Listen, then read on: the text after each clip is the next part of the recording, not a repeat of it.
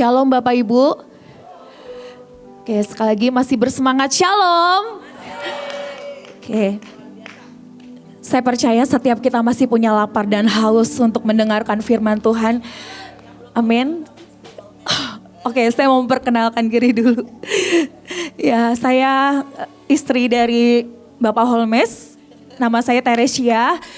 Saya bersyukur setiap kali ada panggilan dari Ciliani. Saya tahu ini waktunya upgrade, ini waktunya mempersiapkan lebih lagi. Saya percaya setiap Bapak Ibu akan ada masanya, akan ada waktunya mic ini juga akan nyampe ke Bapak Ibu. Amin. Berapa banyak yang menginginkannya? Coba angkat tangan. Menginginkan pegang mic di depan, di sini Bapak Ibu. Saya percaya Bapak Ibu akan ada panggilan, akan ada WA yang dikirimkan kepada Bapak Ibu ya. Hari ini saya sungguh-sungguh berdoa Bapak Ibu untuk mempersiapkan apa yang menjadi kerinduan hati Tuhan. Dan hari-hari ini saya belajar tentang pilihan Bapak Ibu. Setiap kita Tuhan sangat menginginkan untuk kita naik sampai ke puncak. Adalah kerinduan hati Tuhan. Kita sudah belajar dari minggu-minggu sebelumnya. Dari khotbah yang disampaikan Ibu PMI. Dari setiap hamba-hamba Tuhan yang ada di tempat ini. Tuhan sangat ingin kita untuk ada di puncak. Tuhan sangat ingin, bahkan temanya adalah kita sudah ada di puncak Bapak Ibu. Kita sudah ada di puncak. Dan ini waktunya setiap kita bisa melihat apa sih yang menjadi kerinduan hati Tuhan yang paling dalam. Ada banyak pilihan demi pilihan yang coba disodorkan hari-hari ini Bapak Ibu. Pilihan demi pilihan, keputusan demi keputusan yang harus kita buat. Kenapa saya hari ini mengambil judul ini Bapak Ibu, Kemah Lot dan vs Mesbah Abraham. Ini pilihan yang sangat kelihatannya kita semuanya mau pilih mesbah. Betul? Semua kita kalau ditanya mau pilih kemah atau mesbah kita tahu jawabannya. Tapi yang paling dalam ini loh Bapak Ibu. Yang sering kali tidak pernah bisa dilihat orang. Apakah kita memilih membangun kemah? Atau kita memilih meletakkan batu demi batu dan membangun mesbah? Hari ini kita mau sama-sama belajar lihat apa yang menjadi kerinduan hati Tuhan. Boleh next slide. Ya, ini perbedaannya kemah dan mesbah. Ya, Bapak Ibu kita tahu ini ceritanya tentang Lot. Lot ini adalah orang yang berjalan bersama dengan Abraham.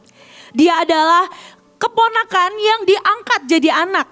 Ya, Lot ini punya perjalanan bersama dengan Abraham. Saat Abraham keluar, dan dia keluar dari Ur Kasdim, dia ke Haran, dia ke Sikem, dia pergi ke Betel, dia ke setiap kota-kota. Bapak Ibu tahu, Lot ada bersama dengan Abraham.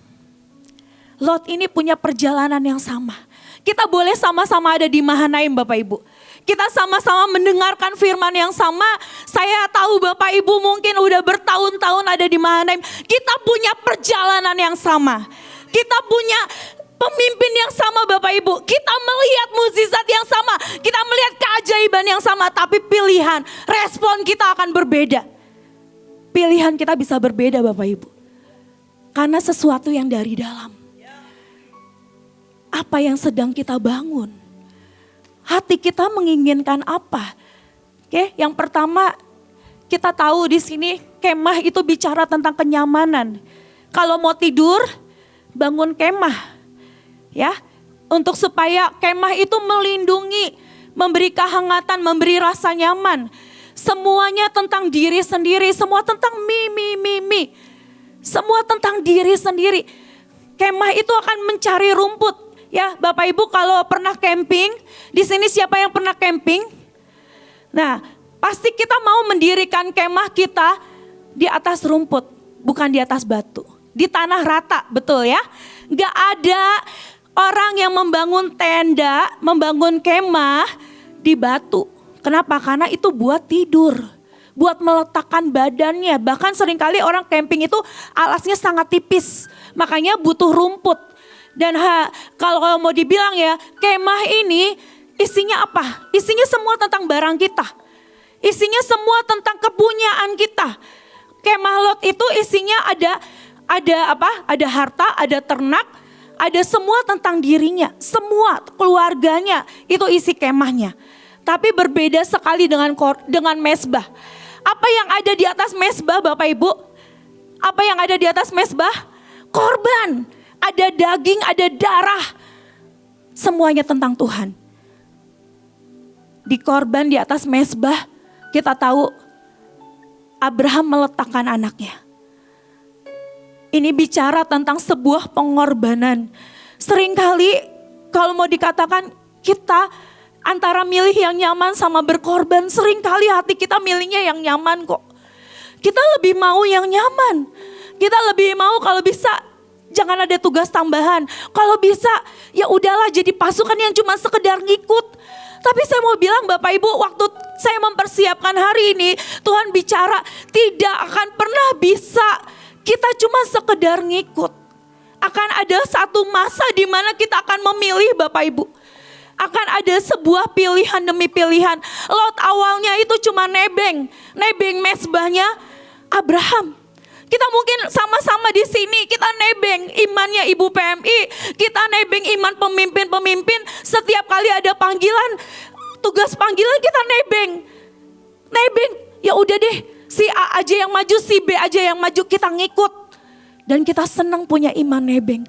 Kita senang punya mezbah tebengan. Dan saya mau bilang Bapak Ibu, ini masanya di mana Tuhan akan perhadapkan kita. Sama seperti apa yang terjadi, ya next slide. Apa yang terjadi dengan Lot, akan ada satu masa dalam hidup kita. Kita gak bisa milih, gak bisa cuman milih ngikut. Tapi kita harus bangun mezbah kita sendiri. Pilihan di tangan kita. Semua yang hari-hari ini kelihatannya nyaman, bisa gak kita berkata tidak? Bisa gak kita lebih memilih meletakkan korban? Bisa gak kita lebih memilih yang Tuhan mau, yang Tuhan suka, mendengar suara Tuhan daripada memasang tenda, memberi kenyamanan dan membuat kita tidur, membuat kita istirahat. Dan hari-hari ini apa yang menjadi pilihan kita? Kita lihat di sini. Ya, saya minta next slide.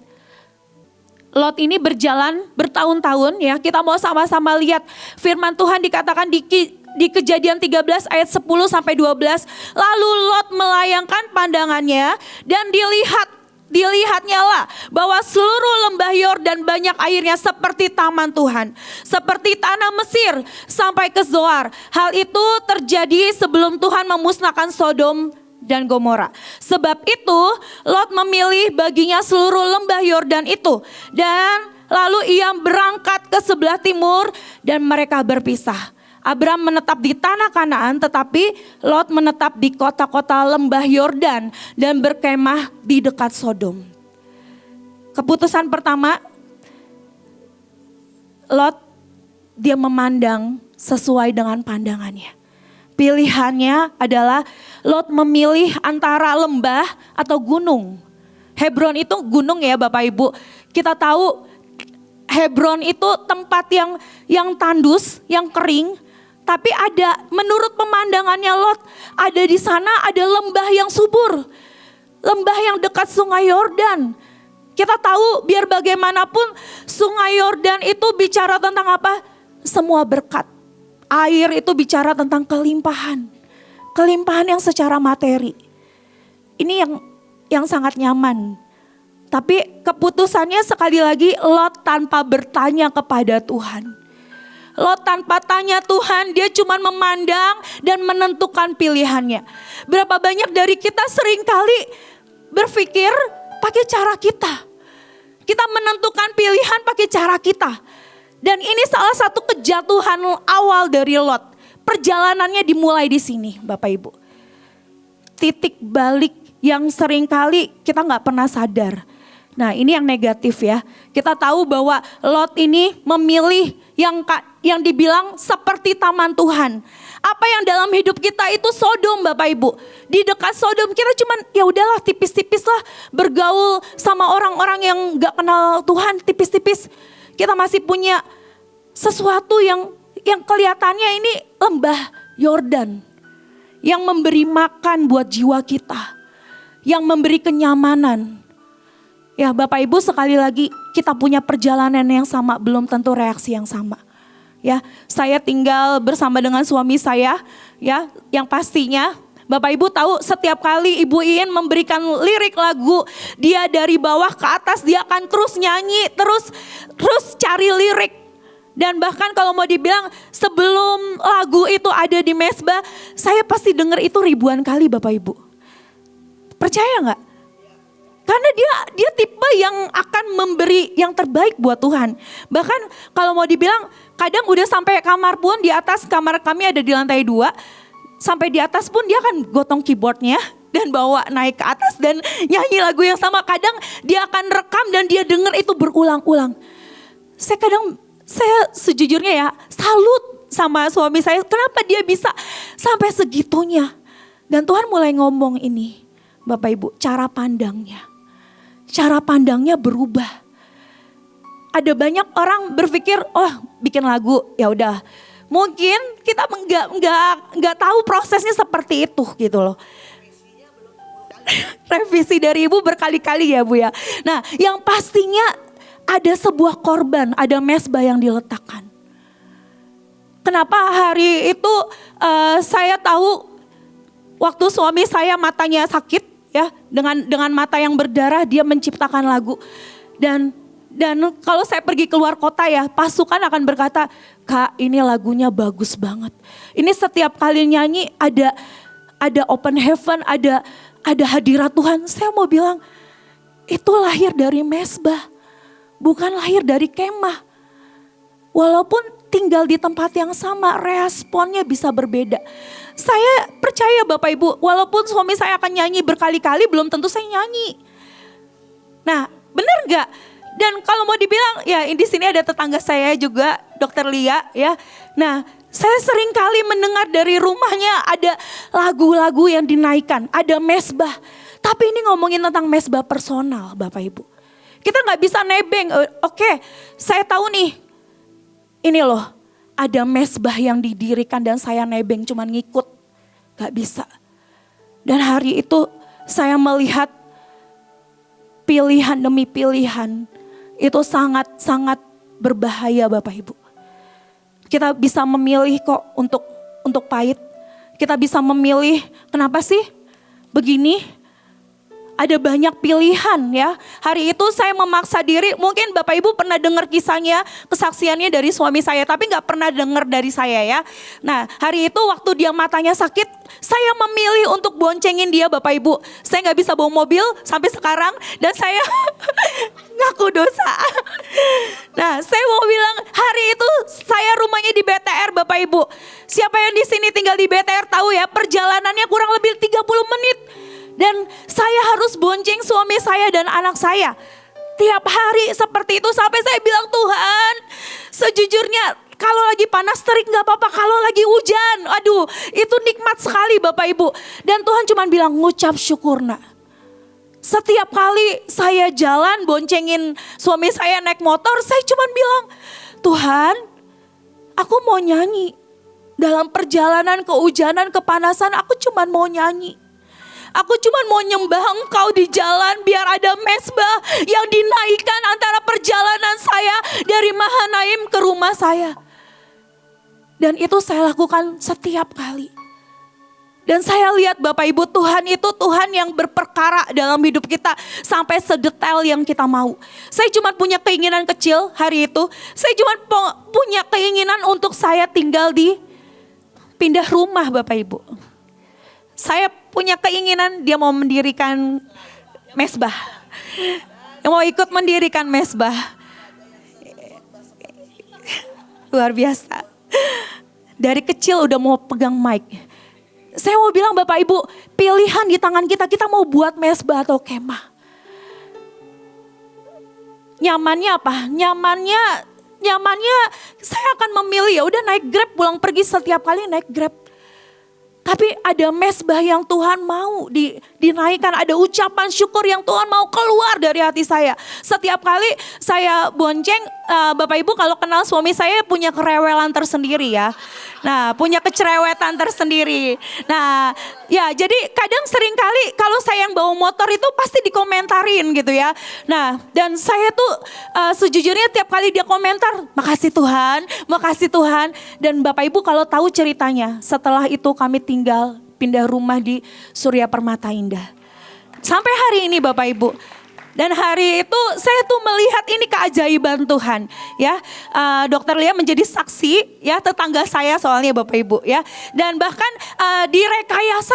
direkayasa juga sama hambanya gitu ya. Sebelumnya rumah yang saya tempatin ini ada orang yang ngisi. Nah ada orang yang ngisi, terus orangnya juga kalau ditanya gak mau pindah. Kenapa? Karena dia nyaman di situ. Nah, tapi yang saya lakukan adalah saya minta Sharon anak saya untuk doling di Surya Permata Indah. Setiap hari saya mau bilang, Sharon, setiap kali kamu main ke rumah Gladys, ke rumah Yoel, kamu jangan lupa doling ya. Itu rumah yang kita incar adalah rumah yang di depan. Bapak Ibu tahu waktu mendirikan mesbah, waktu Tuhan mencium, ini ada anak SD yang doling di Surya Permata Indah. Bahkan bukan cuma doling sendiri, satu geng ya, satu circle. Nah doling dan doain, mereka sepakat iya kita doa ya Sharon kamu pindah rumah ya. Dan itu terjadi Bapak Ibu. Saya mau bilang Bapak Ibu, seringkali Tuhan mau kita punya perjalanan yang personal dengan Tuhan. Untuk naik ke puncak. Kita gak cuman mau gandeng-gandengan. Enak ya gandengan gitu ya kemana-mana. Ibu ajak dong Bu ikut gitu. Nah tapi Tuhan mau akan ada masanya di mana kita harus membangun mesbah kita sendiri. Kita kadang seringkali kita kepengen kan Bapak Ibu. Kita mau dengar kesaksian pemimpin-pemimpin yang ajaib. Saya bersyukur saya ada di bawah Ibu Nita, pemimpin saya yang luar biasa dengan semua pewahyuan dan semua yang ide yang selalu baru. Saya cuma terkagum dan saya bilang, wow, tapi sekali lagi saya harus ikut ambil bagian di dalamnya. Gak cuma nebeng, saya harus ikut ambil bagian, ambil bebannya. Dan saya tahu itu bukan sesuatu yang enak, bukan membuat saya nyaman Bapak Ibu. Saya punya kesaksian satu lagi Bapak Ibu. Kalau Bapak Ibu tahu, saya punya rumah singgah satu di Cengkareng. Cengkareng itu dekat bandara Bapak Ibu. Nah ya lumayan jauh gitu. Nah dan rumah singgah ini dari sebelum COVID kita sudah buka rumah singgah di sana. Dan saya gak pernah tahu gimana caranya dan sampai kapan. Saya tahu Tuhan terus merekayasa setiap anak-anak di sana. Dan berjalan bertahun-tahun dan saya setiap kali dalam perjalanan dari Bekasi ke Jakarta, saya tahu itu perjalanan yang sejujurnya haleluya puji Tuhan ya. Karena setiap kali saya pernah naik motor, saya pernah naik kereta, kadang saya naik busway, pokoknya naik apa aja. Nah, dan perjalanan itu sungguh-sungguh yang menurut saya paling effort lah dibandingin rumah singgah yang lain. Kenapa? Karena memang 3 jam perjalanan Bapak Ibu. Nah, tapi setiap kali saya ngajar ke sana ada sesuatu yang sukacita yang meluap-luap. Kenapa? Setiap anak-anak yang kepengen belajar, yang kepengen setiap kali sambutan mereka itu membuat saya capeknya kehapus. Dan gak berhenti di situ Bapak Ibu. Setelah saya mengerjakan itu berkali-kali, saya lihat Tuhan bukakan banyak tempat di Jakarta untuk jadi rumah singgah. Dan satu lagi yang menurut saya paling luar biasa, kalau Bapak Ibu pernah dengar kesaksian dan seringkali diucapkan Ibuin adalah rumah Roxy ya. Rumah Roxy yang tingkat 3, tingkat 4 ini. Nah, kenapa? Karena tingkatnya itu sampai 3,5 sebenarnya. Dan ini saya mau bilang gini, ada liftnya. Nah, itu dari mesbah yang didirikan Bapak Ibu. Dari mesbah yang didirikan. Dan saya mau berkata, bukan sekonyong-konyong tiba-tiba ada seorang koko-koko Cina ya yang tidak pernah kenal siapa, tidak pernah kenal Ibuin, gak pernah kenal Ibu Nita, tidak pernah kenal saya atau Holmes, gak pernah kenal. Tiba-tiba dia mau menyerahkan rukonya. Dan dia benar-benar menyerahkan sertifikat dan bahkan kalau mau dibilang dia bawa kita ke notaris tanda tangan untuk kita pakai selama 5 tahun. Dan saya mau bilang Bapak Ibu, Dia bukan cuman menyerahkan tanpa pengertian, dia nangis loh. Dan dia tahu ini Tuhan. Sampai hari ini dia masih berdoa buat keluarganya. Dia punya satu anak yang cacat.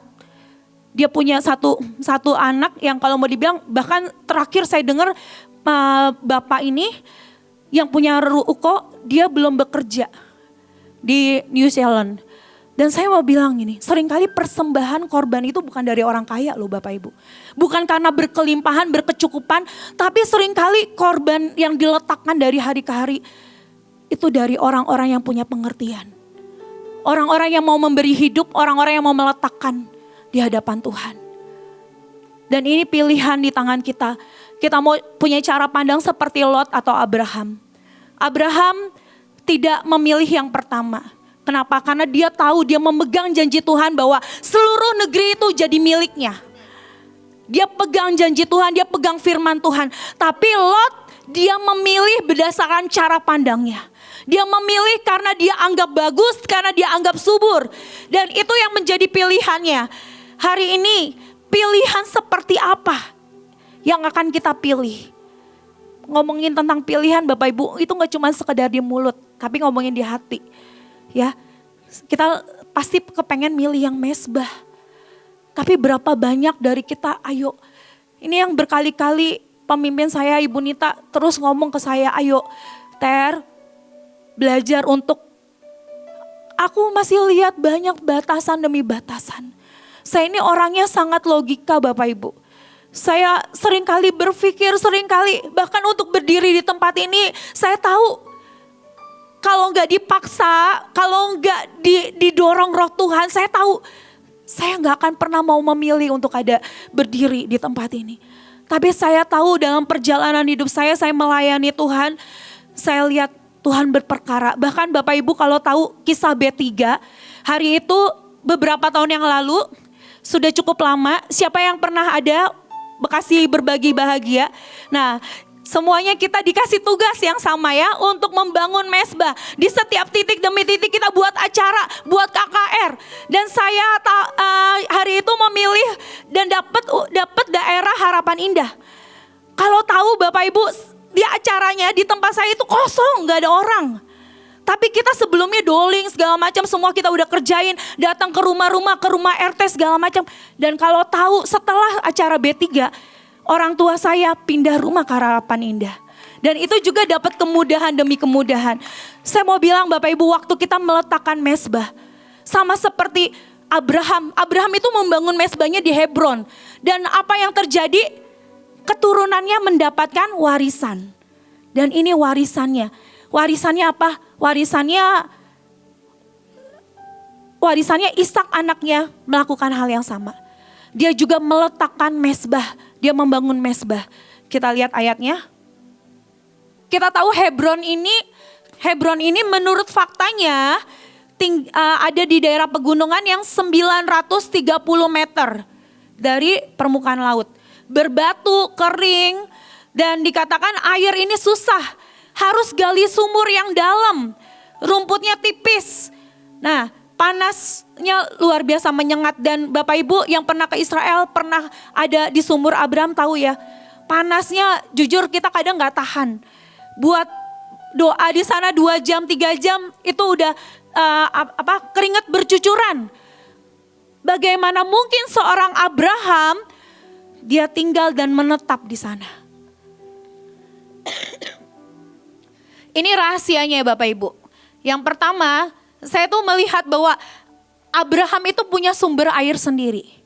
Ya, sumber air sendiri dari mana? Dari mesbah yang dia bangun. Sama seperti yang tadi saya ceritain Bapak Ibu. Saya bersama dengan suami saya dua-duanya full timer. Kalau mau dikatakan kami ini orang-orang yang meletakkan hidup di mesbah Tuhan.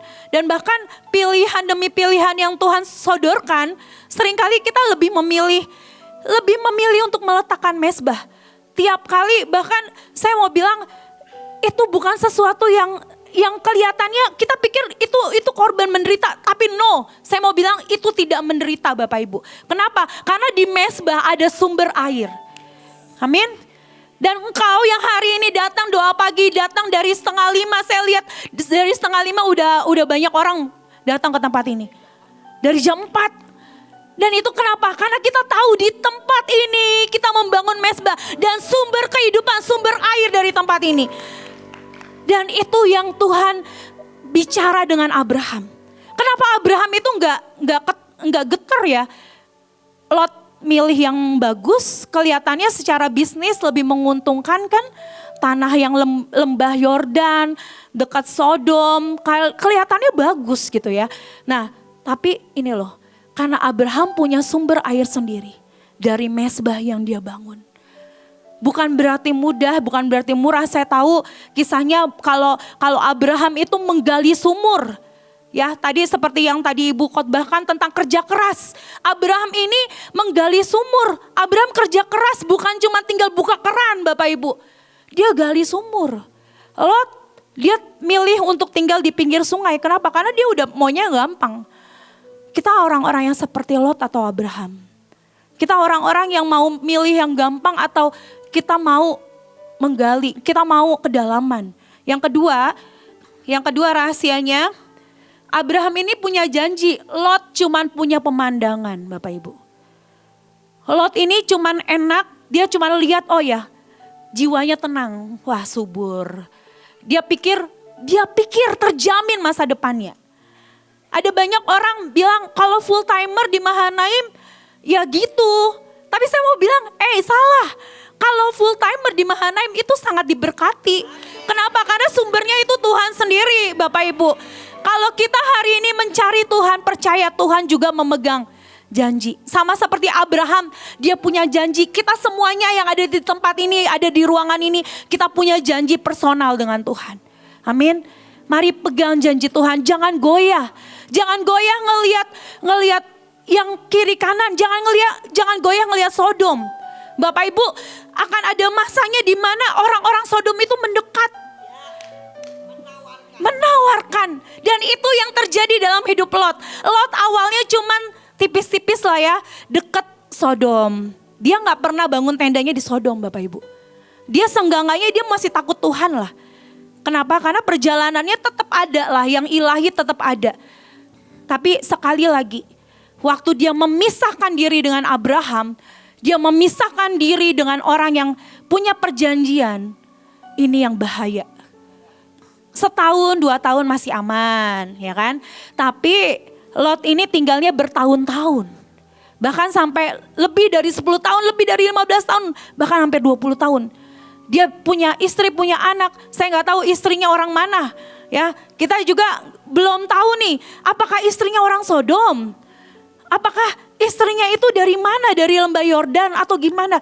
Dan pilihan demi pilihan dari bertahun-tahun itu membuat apa?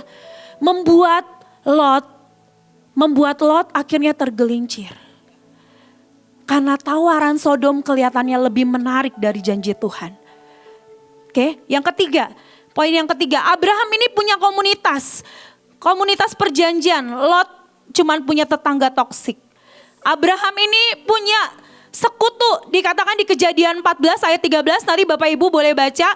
Sekutunya itu orang Mamre, orang Amori, dari Eskol, dari Aner. Nah, itu yang membantu Abraham waktu apa? Waktu berperang dengan raja-raja. Nah, dikatakan Abraham ini dia itu punya komunitas perjanjian, ya. Seluruh kota Sodom, tua muda kepung rumah Lot, bahkan mau memperkosa tamunya Lot. Kenapa? Karena tetangganya toksik nih, ya. Lingkungan kita mempengaruhi Bapak Ibu. Waktu kita menetap, kita memilih untuk duduk diam di tempat ini. Kita tahu orang-orang seperti apa yang ada di circle kita. Orang-orang seperti apa yang akan menarik kita. Kita tahu Bapak Ibu, waktu kita memilih untuk keluar, kita tahu Sodom sedang mau menyerang. Dan pilihannya adalah Abraham menghidupi tanah, Abraham dihidupin Tuhan, tapi Lot dihidupin sungai. Itu rahasianya ya. Bapak Ibu kalau tahu, yang menghidupi Abraham itu Tuhan sendiri dengan janjinya. Dan Lot itu cuman seneng apa? Karena dia tahu hidupnya dijamin karena dekat sungai Yordan. Tapi dia gak pernah tahu akan ada api yang turun dari langit yang menghabisi kemahnya. Nah, warisan mezbah, ya. Mezbah yang dikatakan Abraham membangun mezbah di Mamre. Hebron ini setelah berpisah dari Lot, memindahkan kemahnya dan menetap di Hebron. Abraham setelah berpisah dengan Lot, dia itu memindahkan kemahnya dan menetap di Hebron. Dia tinggal di Hebron. Ishak membangun mezbah, dikatakan di Kejadian 26 ayat 25, saat kelaparan itu muncul. Ini pilihan Bapak Ibu. Membangun mezbah itu bukan waktu kondisi kita baik-baik, tapi waktu kita ada kelaparan yang muncul. Pilihan, kita mau membangun kemah atau membangun mezbah. Waktu ada COVID menyerang ya, beberapa waktu yang lalu kita tahu pilihannya adalah apa? Kita mau tetap tinggal di rumah atau kita melayani ke jalan-jalan. Itu pilihan, itu mezbah.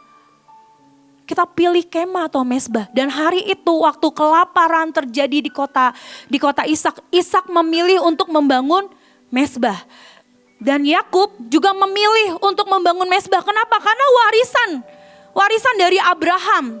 Suka gak suka Bapak Ibu, ada pemimpin-pemimpin kita yang mewariskan. Di tempat ini kita punya pemimpin-pemimpin yang mewariskan, memilih yang ilahi, meneriakan setiap kali kita udah mulai membangun kemah, setiap kali kita udah mulai nyaman, setiap kali kita lebih suka yang aman.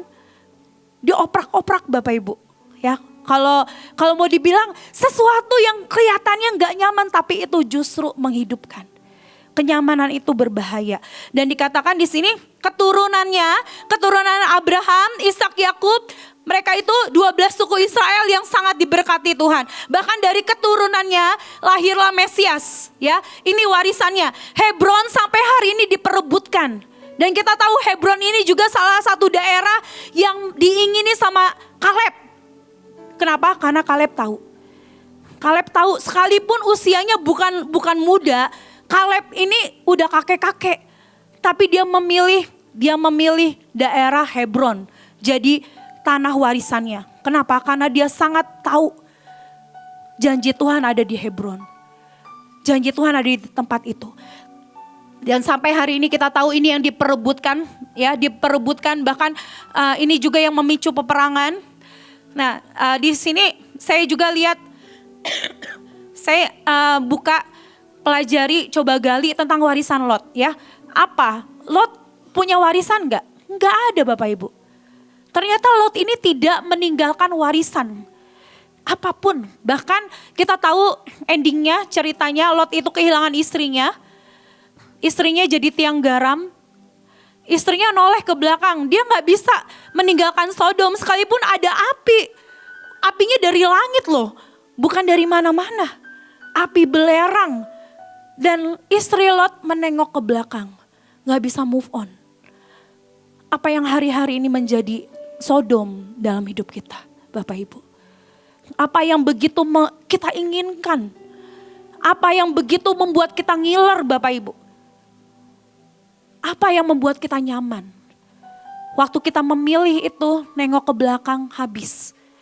Dan sehari ini kita lihat bahwa Lot dia punya anak, dia punya 2 anak, bahkan kita tahu kisahnya 2 anak Lot ini mereka juga melakukan yang sangat-sangat memalukan, ya. 2 anak ini meniduri bapaknya sendiri, Lot, ya. Memperkosa bapaknya sendiri. Dan ini gak ada warisan, boro-boro Bapak Ibu. Yang ilahi gak ada satupun yang ngalir dalam hidup anaknya. Kena kutuk 10 keturunan, bahkan keturunannya anaknya adalah anaknya Lot itu Moab. Moab itu bangsa yang terkutuk. Nah, dikatakan dia itu gak bisa, dia bukan cuman dia bangun kemah di sana, tapi dia kehilangan semuanya. Yang kelihatannya dia mau bangun kenyamanan, tapi apa yang terjadi? Habis. Dia lari keluar, dibawa malaikat, gak ada satu barang pun yang bisa dia bawa kok. Gak ada satupun kekayaan, hartanya, ternaknya, apapun gak bisa dibawa. Dia lari meninggalkan tempat kemahnya tanpa dia bisa membawa hartanya sama sekali. Lot ini kehilangan kemah yang dibangun, hangus terbakar oleh api belerang, kehilangan segalanya, kehilangan hartanya, istrinya, bahkan bayang-bayang Sodom itu tidak pernah bisa hilang dari anaknya. Yang paling kelam dari kisahnya Lot, keturunannya yang tadi bangsa Moab dan Amon, jadi musuh Israel selama-lamanya, hilang dari sejarah, tidak pernah terima warisan rohani. Saya juga catat di sini ada kisah tentang Zoar. Zoar ini nama tempat kecil tentang Zoar. Zoar ini tempat kecil, dikatakan artinya Zoar itu kecil, hina, tidak berarti. Lot yang tadinya memilih lembah Yordan yang besar, yang subur, kota yang kelihatannya bagus, kelihatannya kesuksesan yang ditawarkan, tapi berujung di mana? Berujung di Zoar. Ujungnya ada di Zoar. Dikatakan Zoar itu kota paling ujung di lembah Yordan. Lot sangat menginginkan yang sangat besar, tapi ujung-ujungnya dia dapat yang kecil. Bahkan di Zoar aja dia tuh nggak berani ada di kota. Dia ngumpet Bapak Ibu, ngumpet di mana? Di gua. Dia tinggal di gua. Kenapa? Karena ketakutan. Hari ini saya mau bilang Bapak Ibu, ayo beresi yang paling dalam dari hidup kita. Karena pilihan demi pilihan yang kita ambil tanpa kita sadari itu muncul dari dalam. Muncul karena ketakutan kita, kekhawatiran kita. Apakah kita sungguh-sungguh percaya bahwa Tuhan yang pegang janji? Apakah kita sungguh-sungguh mempercayakan hidup kita kepada Tuhan? Ini yang di dalam ini Bapak Ibu. Kita mau beresi yang dari dalam kita. Jangan pernah biarkan semua ketakutan kita membuat kita gak kemana-mana Bapak Ibu. Bertahun-tahun jadi pasukan di mana bertahun-tahun ya begini-begini aja. Gak ngalamin terobosan. Kenapa? Karena yang di dalam ini gak pernah diurusin. Gak pernah berubah. Dan hari ini sejujurnya saya tahu Bapak Ibu. Ini juga berurusan dengan saya. Saya punya banyak persembunyian. Saya sering kali sampai Tuhan membukakan tentang Lot. Dan saya mau bilang Tuhan saya tahu. Saya mungkin juga orang yang sama seperti Lot. Saya juga orang yang memilih nyaman. Saya memilih yang paling aman. Bahkan saya mau berkata seringkali itu kita sembunyikan kok. Kalau bisa pemimpin jangan tahu saya ini cari aman. Tapi ujung-ujungnya tahu gitu. Nah berapa banyak dari kita juga begitu Bapak Ibu. Ya dikasih tugas. Terus kita kelihatannya rohani nanti aja lah. Pilihnya nanti aja. Padahal kenapa? Takut. Ya kan? Dikasih pilihan. Demi pilihan, kamu mau pegang yang mana? Kamu mau ngerjain apa? Ya udah nanti aja, yang lain milih dulu. Padahal di dalamnya takut kok. Ya kan? Kita takut di upgrade. Padahal ini baik buat kita. Ya, sekali lagi Bapak Ibu, someday akan ada masanya Bapak Ibu, mic ini akan diberikan. Dan waktunya kita untuk upgrade lebih lagi. Dan jangan tunggu itu Bapak Ibu. Percayalah, Tuhan mau kita upgrade dari sekarang Bapak Ibu. Tuhan mau kita gali firman dari sekarang. Oke, next slide. Oke, ya ini yang terakhir. Apa yang kita pilih? Kita pilih apa? Ya, ujungnya kita tahu. Semua yang dari Mesbah itu investasi kekal Bapak Ibu. Semua yang kita bangun di Mesbah itu meninggalkan sangat-sangat luar biasa. Jangan dipikir itu receh Bapak Ibu. Saya tahu itu sangat ajaib. Setiap kali korban demi korban dinaikkan. Sampai hari ini ada warisan ke generasi demi generasi. Kita tahu ya anak-anak kita semuanya direkayasa Tuhan. Dihisap dalam perjanjian. Dan itu kayak bisa dibilang hidup mereka tuh gak bisa kemana-mana. Gak bisa geser dikit. Bahkan saya ini ngalamin Bapak Ibu. Anak saya kalau nakal dikit itu kebuka, tiba-tiba ngerti, oh Tuhan ngomong sendiri. Tiba-tiba ada aja gebrakannya gitu ya. Namanya punya anak pasti punya kenakalan-kenakalan tersendiri. Nah bahkan anak saya yang dari dalam kandungan di tempat ini pun itu juga punya kenakalan Bapak Ibu. Nah dan itu tiba-tiba waktu Tuhan mulai bongkar, dia udah mulai belok dikit aja. Ini malaikat yang ngasih tahu. Malaikat ada banyak direkayasa. Pokoknya tiba-tiba Tuhan tuh benar-benar sangat ajaib berperkara. Dan itu yang namanya warisan Bapak Ibu. Ya, kita tahu bahwa Mesbah itu yang jadi pilihan kita. Kita adalah orang-orang yang akan memegang janji Tuhan. Dan ini sumber dari semua sumber kehidupan kita. Amin. Mari sama-sama kita mau tundukkan kepala, kita mau sama-sama bawa hidup kita di hadapan Tuhan Bapak Ibu.